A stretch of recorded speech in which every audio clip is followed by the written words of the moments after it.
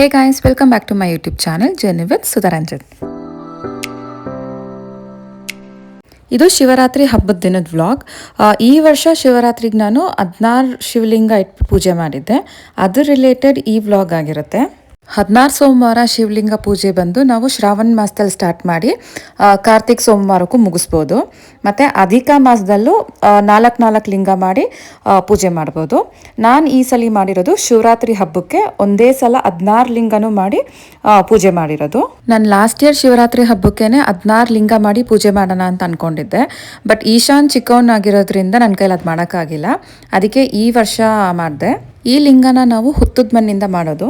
ಹಬ್ಬದ ದಿನ ಬೆಳಗ್ಗೆನೇ ಹೋಗಿ ಮಣ್ಣೆಲ್ಲ ತರೋಕ್ಕಾಗಲ್ಲ ಅಂತ ನಾನು ಹಿಂದಿನ ದಿವಸನೇ ಹೋಗಿದ್ದೆ ಹುತ್ತಕ್ಕೆಲ್ಲ ಪೂಜೆ ಮಾಡಿಕೊಂಡು ಮಣ್ಣು ತೊಗೊಂಡು ಬರೋಕ್ಕೆ. ನಮ್ಮನೆಯಿಂದ ಸ್ವಲ್ಪ ದೂರದಲ್ಲೇ ಈ ಥರ ದೇವಸ್ಥಾನ ಥರ ಒಂದು ಮಾಡಿದ್ರು. ಹುತ್ತನೆಲ್ಲ ಕವರ್ ಮಾಡಿ ಅಲ್ಲೇ ಬಿಲ್ಪತ್ರೆ ಮರ ಮತ್ತು ಬೇವಿನ ಮರ ಎಲ್ಲ ಇತ್ತು. ಮೋಸ್ಟ್ಲಿ ಇದು ಸ್ವಂತ ಜಾಗದಲ್ಲೇ ಹುತ್ತ ಇರೋದ್ರಿಂದ ಆ ಥರ ಕಾಂಪೌಂಡ್ ಎಲ್ಲ ಹಾಕಿದ್ರು. ಅಲ್ಲಿ ಹೋಗಿ ಪೂಜೆ ಮಾಡಿ ಅಪ್ರಾಕ್ಸಿಮೇಟಾಗಿ 16 ಲಿಂಗಕ್ಕೆ ಎಷ್ಟು ಮಣ್ಣು ಬೇಕಾಗುತ್ತೆ ಅಷ್ಟು ತೊಗೊಂಡು ಬಂದೆ.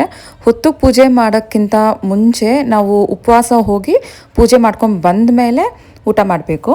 ನಾನು ತಂದಿದ್ದು ಹುತ್ತದ ಮಣ್ಣು ಸ್ವಲ್ಪ ವೆಟ್ಟಾಗಿತ್ತು. ಅದಕ್ಕೆ ಬಿಸಿಲಿಗೆ ಹಾರ ಹಾಕಿ ಆಮೇಲೆ ಪುಡಿ ಮಾಡಿ ಜರಡಿ ಹಿಡಿತಾ ಇದ್ದೀನಿ.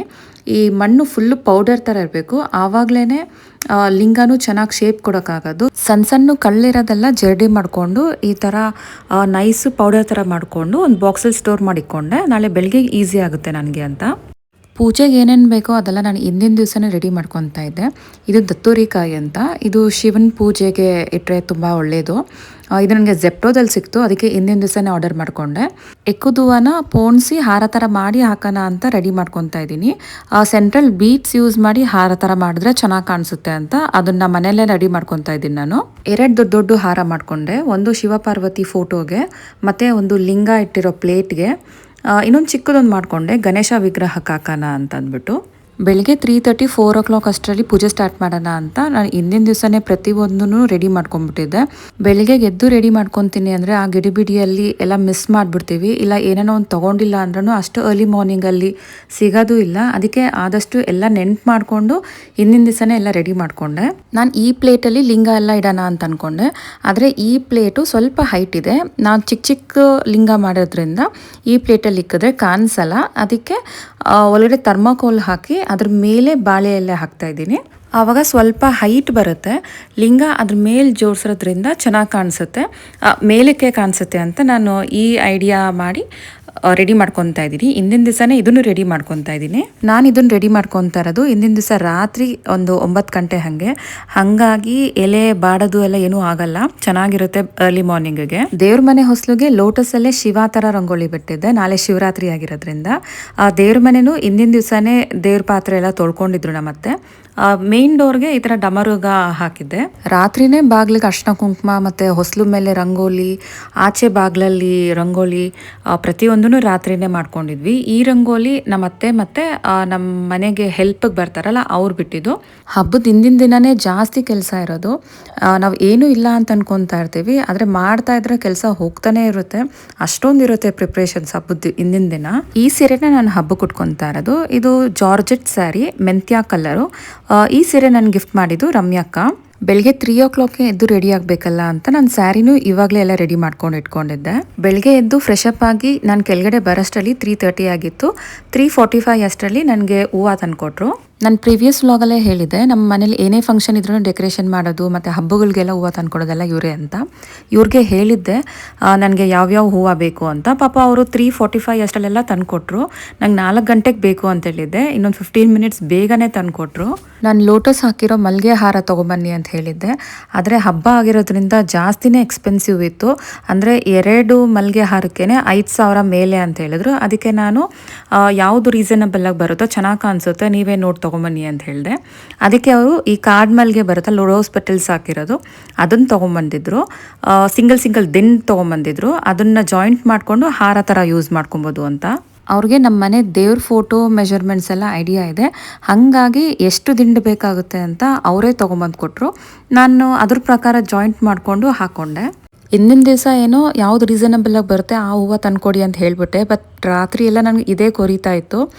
ಚೆನ್ನಾಗಿರೋ ತಂದ್ಕೊಡ್ತಾರೋ ಇಲ್ಲ ಮಾಮೂಲಿ ಥರ ತಂದ್ಕೊಟ್ಬಿಡ್ತಾರೋ, ಫಸ್ಟ್ ಟೈಮ್ ಬೇರೆ ಪೂಜೆ ಮಾಡ್ತಾ ಇರೋದು, ಚೆನ್ನಾಗಿರೋ ಹೂವು ಎಲ್ಲ ಹಾಕಬೇಕು ಅಂತ ರಾತ್ರಿ ಎಲ್ಲ ಇದೇ ಓಡ್ತಾ ಇತ್ತು ಮೈಂಡಲ್ಲಿ. ಬಟ್ ನಾನು ಕೆಳಗಡೆ ಬಂದಿದ ತಕ್ಷಣವೇ ನಾನು 3:30ಗೆ ಬಂದೆ, 3:45 ಅಷ್ಟರಲ್ಲಿ ತಂದುಕೊಟ್ರು. ಓಪನ್ ಮಾಡಿ ನೋಡಿದ್ರೆ ತುಂಬಾ ಖುಷಿ ಅನಿಸ್ತು. ಹೂವು ಅಷ್ಟೇ ತುಂಬಾ ಫ್ರೆಶ್ ಆಗಿತ್ತು. ಹಬ್ಬದ ದಿವಸ ಸ್ವಲ್ಪ ಹಾಗೆ ಹಿಂಗೆ ಅಂತೆಲ್ಲ ಇರುತ್ತಲ್ಲ, ಹಾಗೆಲ್ಲ ಏನೂ ಇರಲಿಲ್ಲ, ತುಂಬಾ ಚೆನ್ನಾಗಿತ್ತು ಹೂವು. ದಿಂಡೆಲ್ಲ ಹಾರ ಥರ ಮಾಡಿಕೊಂಡು ದೇವ್ರ ಫೋಟೋಗೆ ಹಾಕೋಷ್ಟ್ರಲ್ಲೇ ಹಾಫ್ ಆನ್ ಅವರ್ ಇಟ್ಬಿಡ್ತು. ಅದೇ ಜಾಸ್ತಿ ಟೈಮ್ ಆಗಿಬಿಡ್ತು ನನಗೆ.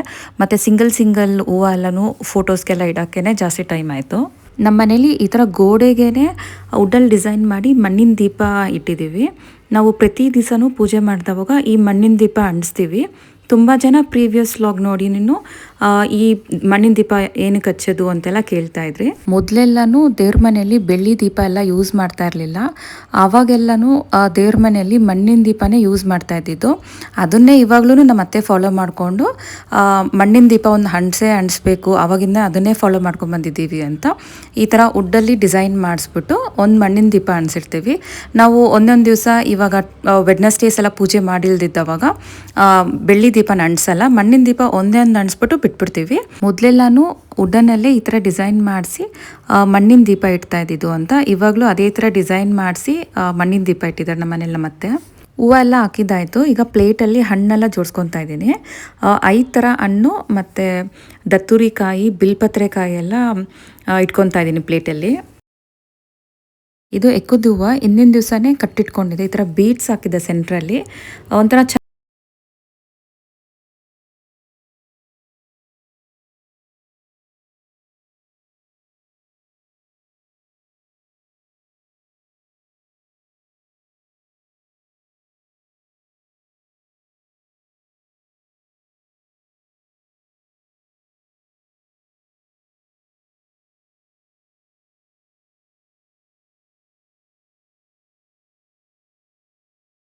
ದೇವ್ರ ಮನೇಲೆಲ್ಲ ಹೂವು ಹಾಕ್ಬಿಟ್ಟು ಅಭಿಷೇಕಕ್ಕೆ ರೆಡಿ ಮಾಡ್ಕೊತಾ ಇದ್ದೀನಿ.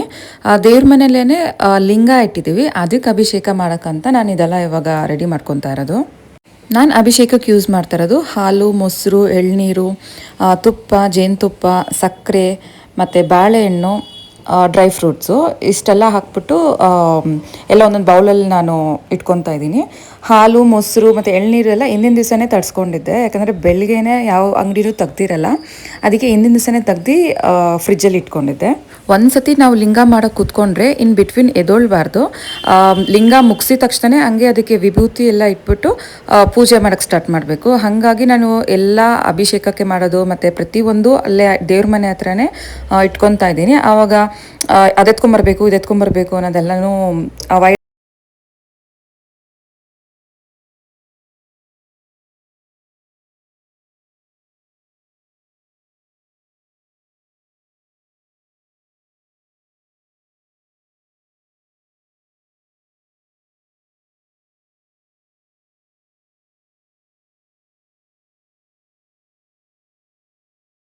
ಎಲೆ ಅಡಿಕೆ ಬಾಳೆನೆಲ್ಲ ಇಟ್ಬಿಟ್ಟು ಬಿಲ್ಪತ್ರೆ ಎಲೆ ಎಲ್ಲ ನೆನ್ನೆನೇ ಕಿತ್ಕೊಂಡು ಬಂದಿದ್ವಿ. ಅದರಲ್ಲಿ 3 ಎಲೆ ಚೆನ್ನಾಗಿರೋದೆಲ್ಲನೂ ಚೂಸ್ ಮಾಡಿಕೊಂಡು ಅದ್ರ ಮೇಲೆ ಓಂ ನಮಃ ಶಿವಾಯ ಅಂತ ಬರಿತಾ ಇದ್ದೀನಿ. ನಾನು 17 ಬಿಲ್ಪತ್ರೆ ಎಲೆಗೆ ಈ ಥರ ಓಂ ನಮಃ ಶಿವಾಯ ಅಂತ ಬರ್ತಿದ್ದೆ. ಯಾಕಂದರೆ 16 ಮಣ್ಣಿನ ಲಿಂಗಕ್ಕೆ 16 ಬಿಲ್ಪತ್ರೆ, ಇನ್ನೂ ಒಂದು ದೇವ್ರ ಮನೆಯಲ್ಲೇ ಬೆಳ್ಳಿದು ವಿಗ್ರಹ ಇರುತ್ತಲ್ಲ, ಲಿಂಗ ಇರುತ್ತಲ್ಲ, ಅದಕ್ಕೊಂದು ಅಂತ ನಾನು ಓಂ ನಮಃ ಶಿವಾಯ ಅಂತ ಬರ್ಕೊಂಡಿದ್ದೆ. ಇದೇ ನನಗೆ ಆಲ್ಮೋಸ್ಟ್ ಹಾಫ್ ಆನ್ ಅವರ್ ಮೇಲಾಯಿತು ಬರೆಯೋಕ್ಕೆ. ತುಂಬ ಪೇಷನ್ಸಿಂದ ಬರಿಬೇಕು. ವಿಭೂತಿಯಲ್ಲಿ ಬರ್ಕೊತಾ ಇದ್ದೀನಿ ನಾನು ಇದನ್ನು. ಎಲೆ ಚಿಕ್ಕದಾಗಿರೋದ್ರಿಂದ ಮೇಲೆ ಓಂ ಅಂತ ನೀಟಾಗಿ ಬರ್ಬಿಡ್ಬೋದು. ನಮಃ ಶಿವಾಯ ಅನ್ನೋದು ಒಂದು ಬಿಗ್ ಟಾಸ್ಕು. ಚಿಕ್ಕದಾಗಿ ಬರಿಬೇಕಾಗಿತ್ತು, ಸ್ವಲ್ಪ ದಪ್ಪದಾಗಿ ಬರ್ದ್ರೂ ಚೆನ್ನಾಗಿ ಕಾಣಿಸ್ತಾ ಇರಲಿಲ್ಲ. 16 ಮಣ್ಣಿನ ಶಿವಲಿಂಗ ಕೆಳಗಡೆ ನಾವು ಪ್ಲೇಟಲ್ಲಿ ಜೋಡಿಸ್ಬೇಕಾದ್ರೆ ಬಿಲ್ಪತ್ರೆ ಎಲೆಯಿಂದ ಓಂ ನಮಃ ಶಿವ ಅಂತ ಬರ್ದಿದ್ದೀನಲ್ಲ, ಅದನ್ನ ಇಟ್ಬಿಟ್ಟು ನಾನು ಲಿಂಗ ಇಡೋಣ ಅಂತ ಈ ಥರ ರೆಡಿ ಮಾಡ್ಕೊತಾ ಇದ್ದೀನಿ.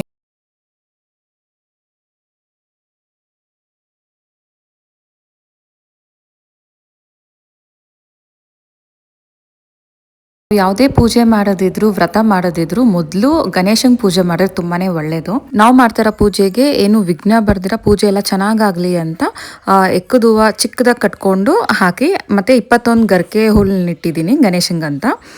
ಬುಕ್ಕಲ್ಲೂ ಅದೇ ಥರನೇ ಕೊಟ್ಟಿದ್ದಾರೆ. ಮೊದಲಿಗೆ ಗಣೇಶಂಗೆ ಪೂಜೆ ಮಾಡಬೇಕು ಅಂತ. ಯಾವುದೇ ಪೂಜೆ ಮಾಡಿದಿದ್ರೂ ಮೊದಲನೇ ಪೂಜೆ ಗಣೇಶಗೆ ಅಂತಾರಲ್ಲ, ಅದಕ್ಕೆ ನಾನು ಈ ಥರ ಫಾಲೋ ಮಾಡಿದೆ. ಮತ್ತು ಶಿವಂಗೆ ತುಂಬೆ ಹೂವು ಅಂದರೆ ತುಂಬಾ ಇಷ್ಟವಾಗಿದ್ದು ಹೂವು. ನಮ್ಮನೆ ಕಾಂಪೌಂಡಲ್ಲೇ ತುಂಬೆ ಗಿಡ ಇದೆ, ಅಲ್ಲಿಂದಾನೇ ಕಿತ್ಕೊತಾ ಇದ್ದೀನಿ ಹೂವನ. ಯಾವ ಹೂವು ಇಟ್ಟಿಲ್ಲ ಅಂದ್ರೂ ತುಂಬೆ ಹೂವು ಇಟ್ಟರೆ ತುಂಬಾನೇ ಶ್ರೇಷ್ಠ ಅಂತಾರೆ ಶಿವಂಗೆ. ತುಂಬ ಇಷ್ಟವಾಗಿದ್ದು ಹೂವು ಅಂತ ನಾನು ಅದನ್ನು ಬೆಳಗ್ಗೆನೆ ಕಿತ್ಕೊಂಡೆ. ಬೆಳಗ್ಗೆ 5 ಗಂಟೆ 5:15ಕ್ಕೆ ಕಿತ್ಕೊಂಡೆ. ಜಾಸ್ತಿ ಸಿಗ್ಲಿಲ್ಲ, ಸ್ವಲ್ಪನೇ ಸಿಕ್ತು. ಅದಕ್ಕೆ ನಾನೇನು ಮಾಡಿದೆ, 16 ಲಿಂಗಕ್ಕೂ ಒಂದೊಂದು ತುಂಬೆ ಹೂವು ಇಡೋಣ, ಮತ್ತೆ ಈಶಾನ್ ಸಿರಿ ಕೈಯಲ್ಲಿ ಸ್ವಲ್ಪ ಸ್ವಲ್ಪ ಹೂವನ ಪೂಜೆ ಆದ್ಮೇಲೆ ಹಾಕ್ಸೋಣ ಅಂತ ಅನ್ಕೊಂಡು ಎಲ್ಲ ಒಂದು ಬಟ್ಲಲ್ಲಿ ಹಾಕಿಟ್ಕೊಂಡೆ. ನಾವು ಶಿವರಾತ್ರಿ ದಿವಸ ಈ ವ್ರತ ಮಾಡಬೇಕು ಅಂತ ತುಂಬ ತಿಂಗಳಿಂದಾನೇ ಪ್ಲ್ಯಾನ್ ಮಾಡ್ಕೊಂಡಿದ್ವಿ. ನಾನು ಮತ್ತು ರಕ್ಷಿತಾ ಇಬ್ಬರೂ ಪ್ಲ್ಯಾನ್ ಮಾಡಿಕೊಂಡೇ ಮಾಡಬೇಕು ಅಂತ ಅಂದ್ಕೊಂಡ್ವಿ. ಮತ್ತು ಲಾಸ್ಟ್ ಇಯರು ನಮ್ಮಕ್ಕ 16 ಸೋಮವಾರ ವ್ರತ ಅಂದರೆ 3 ತಿಂಗಳು ಶ್ರಾವಣ ಮಾಸದಿಂದ ಕಾರ್ತಿಕ್ ಸೋಮವಾರವರೆಗೂ ಮಾಡಿದ್ಲು. ನಮ್ಮಕ್ಕ ಯಾವ ಥರ ಪೂಜೆ ಮಾಡಿದ್ರು ಅವ್ರ ಮನೆಯಲ್ಲಿ ನಾನು ಅದೇ ಥರನೇ ಫಾಲೋ ಮಾಡಿದೆ, ತಿಳ್ಕೊಂಡು ಯಾವ್ಯಾವ ಥರ ಮಾಡಬೇಕು ಅಂತ. ಆದರೆ ಅವರು 16 ಸೋಮವಾರ ಒಂದೊಂದು ಲಿಂಗ ಮಾಡಿದರು. ನಾವು ಒಂದೇ ದಿವಸನೇ 16 ಲಿಂಗನೂ ಶಿವರಾತ್ರಿ ಹಬ್ಬದ ದಿವಸ ಮಾಡ್ತಾಯಿದ್ದೀನಿ. ನಮ್ಮಕ್ಕ ಪೂಜೆ ಮಾಡಿದವಾಗ ತುಂಬ ಜನ ಕೇಳಿಕೊಂಡು ಯಾವ ಥರ ಮಾಡಬೇಕು ಈ ವ್ರತ, ಅದರಲ್ಲಿ ಏನೇನು ಫಾಲೋ ಮಾಡಬೇಕು ಅಂತ ತುಂಬ ಜನ ಕೇಳಿಕೊಂಡು ಮಾಡಿದ್ದಿದ್ದು. ಅವಳು ಕೇಳ್ಕೊಂಡಿದ್ಲಲ್ಲ, ನಮ್ಮ ಅಕ್ಕನ ಕೇಳ್ಕೊಂಡ್ರೆ ಸಾಕು ಅಂತಂದ್ಬಿಟ್ಟು ಅವ್ರು ಯಾವ ಥರ ಮಾಡಿದ್ರು ಅದೇ ಥರನೇ ಫಾಲೋ ಮಾಡ್ತಾಯಿದ್ದೀನಿ. ದೇವ್ರ ಮನೆದು ಎಲ್ಲ ರೆಡಿ ಮಾಡಿಕೊಂಡು ಅಭಿಷೇಕಕ್ಕೆ ಬೇಕಾಗಿದ್ದೆಲ್ಲ ಎತ್ತಿಟ್ಕೊಂಡು ಲಿಂಗ ಮಾಡೋಕ್ಕಂತ ಕೂತ್ಕೊತಾ ಇದ್ದೀನಿ. ಒಂದು ಸತಿ ಕೂತ್ಕೊಂಡ್ರೆ ಎದ್ದೊಳಂಗಿಲ್ಲ ಅಂತ ಎಲ್ಲ ಸೆಟ್ ಮಾಡಿಕೊಂಡೆ ಒಂದು ಸತಿ ಕೂತ್ಕೋತಾ ಇದ್ದೀನಿ. ಒಂದು ದೊಡ್ಡ ಪ್ಲೇಟ್ಗೆ ನೆನ್ನೆ ಸೋರ್ಸ್ಕೊಂಡಿದ್ದು ಮಣ್ಣು ಹಾಕ್ಕೊಂಡು ಅದಕ್ಕೇ ಸ್ವಲ್ಪ ನೀರು, ಅರ್ಶಿನ, ಕುಂಕುಮ, ವಿಭೂತಿ ಮತ್ತು ನಾನು ಅಭಿಷೇಕಕ್ಕೆ ಅಂತ ಇಟ್ಕೊಂಡಿದ್ನ ಅದೆಲ್ಲನೂ ಒಂದು ಸ್ವಲ್ಪ ಒಂದೊಂದು ಡ್ರಾಪ್ ಹಾಕಿದ್ರೆ ಸಾಕು. ಯಾಕಂದರೆ ನಾವು ಮಣ್ಣಿನ ಲಿಂಗಕ್ಕೆ ಅಭಿಷೇಕ ಮಾಡೋಕ್ಕಾಗಲ್ಲ ಅಂತ ನಾವು ಮಣ್ಣನ್ನ ಮಿಕ್ಸ್ ಮಾಡಬೇಕಾದ್ರೇ ಹಾಲು, ಮೊಸರು, ಎಳ್ನೀರು, ಸ್ವಲ್ಪ ಸಕ್ಕರೆ, ತುಪ್ಪ, ಜೇನುತುಪ್ಪ ಎಲ್ಲ ಮಿಕ್ಸ್ ಮಾಡಿಕೊಂಡು ನಾನು ಮಣ್ಣನ್ನು ಮಿಕ್ಸ್ ಮಾಡ್ಕೊತಾ ಇದ್ದೀನಿ. ಮತ್ತು ಇನ್ನೊಂದು 16 ಸೋಮವಾರ ಪೂಜೆ ಮಾಡೋರು ಈ ಥರ ಹಾಲು, ಮೊಸರು, ಜೇನುತುಪ್ಪ ಎಲ್ಲ ಹಾಕಂಗಿಲ್ಲ. ಯಾಕಂದರೆ ಅವರು 16 ವೀಕ್ಸು ಸೇವ್ ಮಾಡ್ಕೊಂಡು ಇಟ್ಕೊಬೇಕಲ್ಲ, ಏನಾನ ಇರುವೆ ಬರೋದು ಅದೆಲ್ಲ ಆಗುತ್ತೆ ಅಂತ ಅವ್ರು ಅದೆಲ್ಲ ಯೂಸ್ ಮಾಡಲ್ಲ, ಬರೀ ನೀರಲ್ಲಿ ಮಾತ್ರ ಮಾಡ್ತಾರೆ. ನಾವು ನೆಕ್ಸ್ಟ್ ಡೇನೇ ವಿಸರ್ಜನೆ ಮಾಡ್ತೀವಲ್ಲ ಅಂತ ಇದೆಲ್ಲ ಹಾಕ್ಕೊಂಡ್ರೆ ಏನು ನಮ್ಗೆ ತೊಂದರೆ ಆಗಲ್ಲ. ಹಾಗಾಗಿ ಇದೆಲ್ಲ ಹಾಕ್ಕೊಂಡೆ ನಾನು ಮಿಕ್ಸ್ ಮಾಡ್ಕೊತಾ ಇದ್ದೀನಿ. ಸ್ವಲ್ಪನೇ ನೀರು ಹಾಕ್ಕೊಬೇಕು. ಸ್ವಲ್ಪ ಜಾಸ್ತಿ ನೀರು ಆದ್ರೂ ಲಿಂಗ ಶೇಪ್ ಎಲ್ಲ ಚೆನ್ನಾಗಿ ಬರಲ್ಲ. ನಾವು ಫಸ್ಟ್ ಟೈಮ್ ಮಾಡ್ತಾ ಇರೋದ್ರಿಂದ ನಾನು ತುಂಬ ಕಡಿಮೆ ನೀರು ಹಾಕ್ಕೊತಾ ಇದ್ದೆ. ಯಾಕಂದರೆ ನಮ್ಗೆ ಮೆಜರ್ಮೆಂಟ್ ಗೊತ್ತಾಗಲ್ಲ, ಸ್ವಲ್ಪ ನಂಗೆ ಜಾಸ್ತಿ ಆಗಿಬಿಟ್ರೆ ಚೆನ್ನಾಗಿ ಬಂದಿಲ್ಲ ಅಂದರೆ ಏನು ಅಂತ ಸ್ವಲ್ಪ ಭಯದಿಂದನೇ ಒಂದು ಸ್ವಲ್ಪನೇ ನೀರು ಹಾಕ್ಕೊಂಡು ಮಿಕ್ಸ್ ಮಾಡಿಕೊಂಡೆ. ಮಣ್ಣೆಲ್ಲ ಫುಲ್ ಮಿಕ್ಸ್ ಮಾಡಿಕೊಂಡು 16 ಭಾಗ ಮಾಡಿಕೊಂಡೆ ನಾನು. 16 ಶಿವಲಿಂಗ ಆಗಿರೋದ್ರಿಂದ ಮೊದಲೇ ಪಾರ್ಟಿಷನ್ ಮಾಡ್ಕೊಂಡ್ಬಿಟ್ರೆ ನಾವು ಒಂದು ಲಿಂಗಕ್ಕೆ ಎಷ್ಟು ಬೇಕಾಗುತ್ತೆ ಲಿಂಗ ಮಾಡೋಕ್ಕೆ ಸರಿ ಹೋಗುತ್ತೆ. ನಾವು ಒಂದೊಂದೇ ಸಪ್ರೇಟಾಗಿ ಮಾಡ್ಕೊತೀವಿ ಅಂದರೆ ನಮಗೆ ಒಂದೇ ಸೈಜಲ್ಲಿ ಲಿಂಗ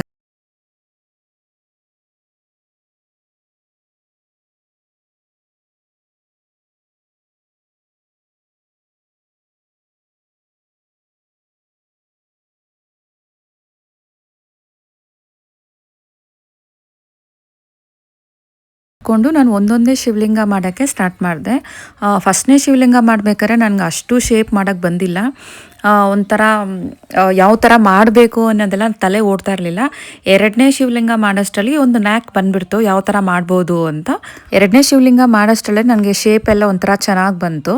ಒಬ್ಬೊಬ್ಬರು ಒಂದೊಂದು ಥರ ಶಿವಲಿಂಗ ಮಾಡ್ತಾರೆ, ಒಬ್ಬೊಬ್ಬರು 3 ಭಾಗ ಮಾಡಿಕೊಂಡು ಶಿವಲಿಂಗ ಮಾಡ್ತಾರೆ, ಒಬ್ಬೊಬ್ಬರು ಒಂದೇ ಮಣ್ಣಿನ ಉಂಡೆ ಎತ್ಕೊಂಡು ಅದರಲ್ಲೇ ಶೇಪ್ ಮಾಡ್ಕೊತಾರೆ. ನಾನು ಅದೇ ಥರನೇ ಮಾಡಿದೆ. ನಾನು ಸಪ್ರೇಟ್ ಭಾಗ ಮಾಡಿಲ್ಲ, ಒಂದೇ ಮಣ್ಣಿನ ಉಂಡೆ ಎತ್ಕೊಂಡು ಅದರಲ್ಲೇ ಶಿವಲಿಂಗ ಥರ ಶೇಪ್ ಕೊಟ್ಕೊಂಡೆ. ಯಾಕಂದರೆ ಸಪ್ರೇಟಾಗಿ ಮಾಡಿಕೊಂಡ್ರೆ ಬಿರ್ಕಾಗ್ಬಿಡುತ್ತೆ ಫುಲ್ ಡ್ರೈ ಆದಮೇಲೆ, ಅದಕ್ಕೆ ನಾನು ಈ ಥರ ಮಾಡಿಕೊಂಡೆ. ಮತ್ತು ಈ ವ್ರತ ಮಾಡೋರು ಆವತ್ತಿನ ದಿವಸ ಫುಲ್ಲೂ ಪರ್ಕೆ ಮತ್ತು ಉಪ್ಪು ಯಾವುದೇ ಕಾರಣಕ್ಕೂ ಮುಟ್ಟಬಾರ್ದು. ಮತ್ತು ಯಾವುದೇ ಥರ ಕೆಲಸನೂ ಏನು ಮಾಡೋಕ್ಕೆ ಹೋಗ್ಬಾರ್ದು. ಆವತ್ತಿನ ದಿವಸ ಫುಲ್ ದಿನ ಉಪವಾಸ ಇರಬೇಕು. ಸಂಜೆ ನೈವೇದ್ಯಕ್ಕೆ ಅಂತ ಗೋಧಿ ಉಂಡೆ ಮಾಡ್ತೀವಿ, ಅದೊಂದನ್ನೇ ರಾತ್ರಿ ತಿಂದ್ಬಿಟ್ಟು ನೆಕ್ಸ್ಟ್ ಡೇ ಬೆಳಗ್ಗೆವರೆಗೂ ನಾವು ಏನೂ ತಿನ್ನಂಗಿಲ್ಲ, ಏನೂ ಕುಡಿಯೋಂಗಿಲ್ಲ.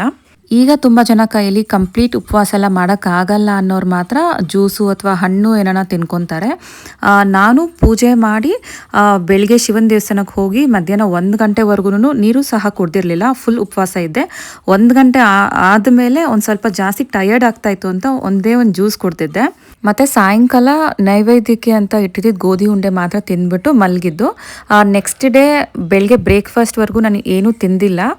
ನಾನು ಅದು ಏನು ಜ್ಯೂಸು ಏನು ಕುಡಿಬಾರ್ದು ಅಂತ ಅಂದ್ಕೊಂಡು ಮಾಡಿದ್ದು. ಬಟ್ ನನ್ನ ಕೈಲಿ ತುಂಬಾ ಟಯರ್ಡ್ ಆಗ್ತಾಯಿತ್ತು. ಅದೊಂದು ಜ್ಯೂಸ್ ಮಾತ್ರ ಕುಡ್ದಿದ್ದು. ನಾರ್ಮಲ್ ಡೇ ಆಗಿದ್ರೆ ನನಗೇನು ಹಶ್ವಾಗ್ತಾ ಇರಲಿಲ್ಲ, ಇದ್ಬಿಟ್ಟಿರ್ತಿದ್ದೆ ಕಂಪ್ಲೀಟ್ ಫಾಸ್ಟಿಂಗು. ಆದರೆ ನನಗೇನಾಯಿತು, ನಾನು 2:30ಗೆ ಎದ್ದು ಕಂಪ್ಲೀಟ್ 3 to 4 hours ಕೂತ್ಕೊಂಡು ಲಿಂಗ ಮಾಡಿ ವಿಭೂತಿ ಎಲ್ಲ ಇಡೋಷ್ಟರಲ್ಲಿನೇ ತುಂಬಾ ಟೈಮ್ ಆಗಿಬಿಟ್ಟಿತ್ತು. ಹಾಗಾಗಿ ಏನೋ ನನಗೆ ಸ್ವಲ್ಪ ಹೊಟ್ಟೆ ಹಸಿಯೋ ಥರ ಆಗ್ತಾಯಿತ್ತು. 16 ಲಿಂಗನೂ ಮಾಡಿದ್ದು ಮುಗ್ದಿದ್ದಾದಮೇಲೆ ದೇವ್ರ ಮನೆಯಲ್ಲೇ ಕೂತ್ಕೊಂಡು ನಾನು ವಿಭೂತಿ ಇಟ್ಕೊಂಡು ಪ್ಲೇಟಲ್ಲಿ ಜೋಡಿಸ್ಕೊತಾ ಇದ್ದೀನಿ. ನೋಡೋಕೆ ತುಂಬಾ ಸಿಂಪಲ್ ಅನಿಸುತ್ತೆ, ಆದರೆ ಒಂದೊಂದು ಲಿಂಗನೇ ಮಾಡಿ ಅದಕ್ಕೆ ವಿಭೂತಿ ಎಲ್ಲ ಇರೋಷ್ಟರಲ್ಲಿ ತುಂಬಾ ಟೈಮ್ ಕನ್ಸ್ಯೂಮಿಂಗ್ ಇದು. ನನಗೆ 16 ಲಿಂಗ ಮಾಡೋಕ್ಕೆ ಆಲ್ಮೋಸ್ಟ್ 2 hours ಮೇಲೇ ಆಯಿತು. ಮತ್ತು 16 ಲಿಂಗಕ್ಕೆ ವಿಭೂತಿ ಇಡೋಕ್ಕೂ ½ an hour ಮೇಲೇ ಆಯಿತು.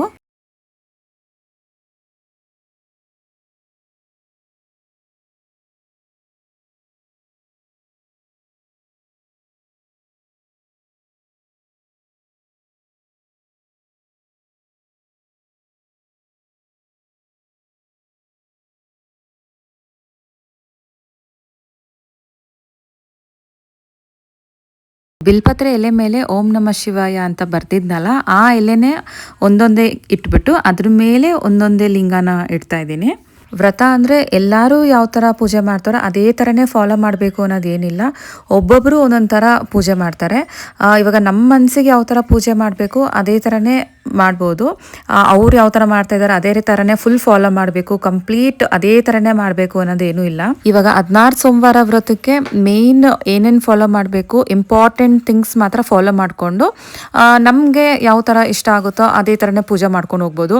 ಈಗ ನಾರ್ಮಲ್ ಬಿಲ್ಪತ್ರೆ ಮೇಲೆ ಲಿಂಗ ಇಟ್ಬಿಟ್ಟು ಪೂಜೆ ಮಾಡ್ರಿ ಅಂತಾರೆ, ನಾನು ಓಂ ನಮಃ ಶಿವಾಯ ಅಂತ ನನಗೆ ಇಷ್ಟ ಆಯಿತು ಅಂತ ನಾನು ಬರೆದ್ಬಿಟ್ಟು ಅದ್ರ ಮೇಲೆ ಲಿಂಗ ಇಡ್ತಾ ಇದ್ದೀನಿ. ಮತ್ತು ಒಬ್ಬೊಬ್ಬರು ಎಲೆ ಅಡಿಕೆ ಮೇಲೆ ಲಿಂಗ ಇಡ್ತಾರೆ. ಹಂಗೆ ಒಬ್ಬೊಬ್ರಿಗೆ ಇಷ್ಟ ಆಗೋ ಥರ ಯಾವ್ದು ಕಂಫರ್ಟಬಲ್ ಇರುತ್ತೋ ಅದ್ರ ಪ್ರಕಾರ ಮಾಡ್ತಾರೆ. ಹೀಗೆ ಮಾಡಬೇಕು ಅಂತ ಕಂಪ್ಲೀಟ್ ಪ್ರೊಸೀಜರ್ ಥರ ಏನೂ ಇಲ್ಲ. ನಾನು ಇದೇನಕ್ಕೆ ಹೇಳ್ತಾ ಇದ್ದೀರಿ ಅಂದರೆ, ಈ ವ್ರತ ಮಾಡೋದು ಯಾವ ಥರ ತಿಳಿಸ್ಕೊಡಿ ಅಂತ ತುಂಬ ಜನ ನನಗೆ DM ಮಾಡಿದರು. ಹಾಗಾಗಿ ಇದನ್ನು ನಾನು ಹೇಳ್ತಾ ಇದ್ದೀನಿ.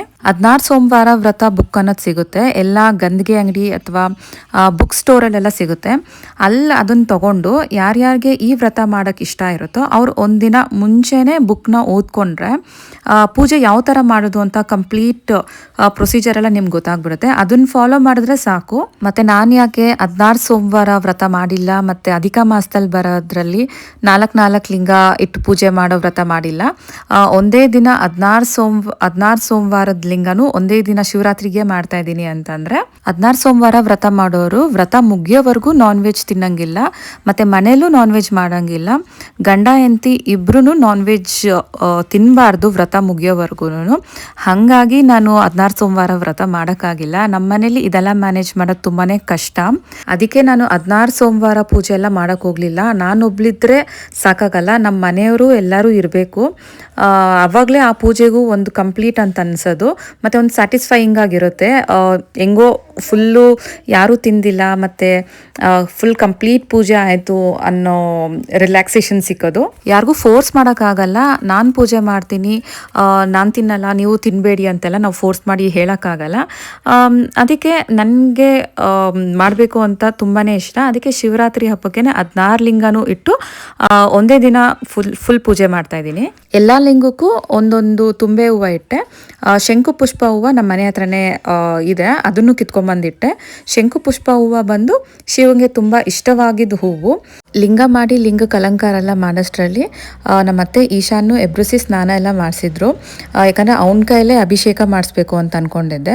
ಅವನು ಸೋಮವಾರ ದಿವಸನೇ ಹುಟ್ಟಿರೋದು, ಹಾಗಾಗಿ ಅವನಿಗೆ ಈ ಥರ ಶಿವರಾತ್ರಿ ಮತ್ತು ಕಾರ್ತಿಕ್ ಸೋಮವಾರದಲ್ಲೆಲ್ಲನೂ ಲಿಂಗಕ್ಕೆ ಅವನ ಕೈಯಲ್ಲಿ ಅಭಿಷೇಕ ಮಾಡಿಸ್ತೀನಿ.